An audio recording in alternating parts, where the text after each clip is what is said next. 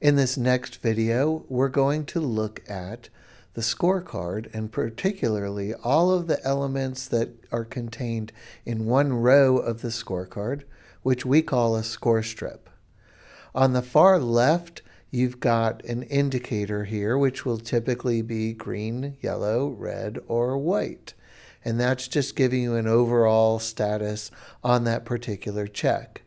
Next, where it says missing successors, is the name of the check, or criteria as we call it. And if you hover over that, you get a little information, a little bit of a description on it. Next, to the right, is an icon of a whistle. And this is a really cool feature that we call the coach. When I click on that whistle for missing successors, it brings up a virtual encyclopedia of scheduling and schedule quality.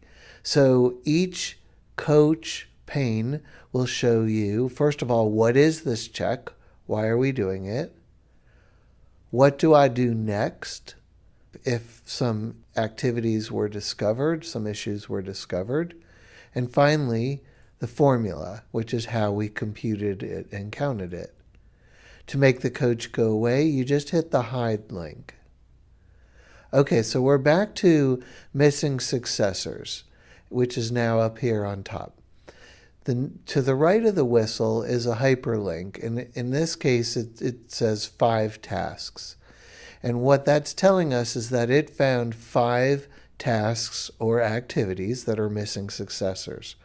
What's really cool about Analyzer is if I click that hyperlink, it's going to load Microsoft Project, it's going to open that schedule, and it's going to filter by those 5 activities that are missing successors.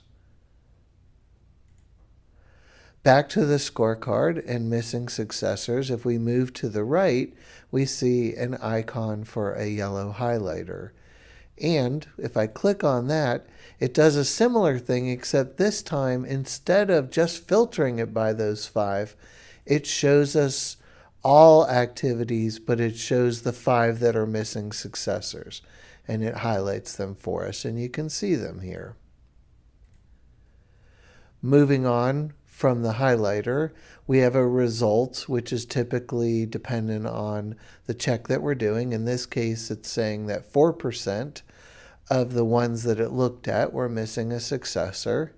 And then some checks have this blue AI analysis button. And if I click on that, and the missing successors has one, we see that 5 out of 126 that were unfinished non-summary were missing successors. That's how it got the 4%. However, it's noticing that one task is the latest finish date. And so that task probably should not have a successor anyway, and ignoring that, it gives you an updated score of 3.2%.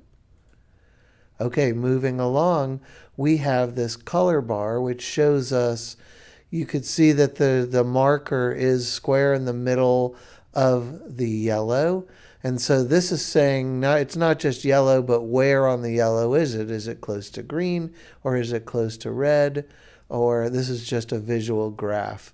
And then finally the justified column. And justification is a feature in Analyzer that I'm not going to go into in this video. So that's it for this video. Thanks for watching.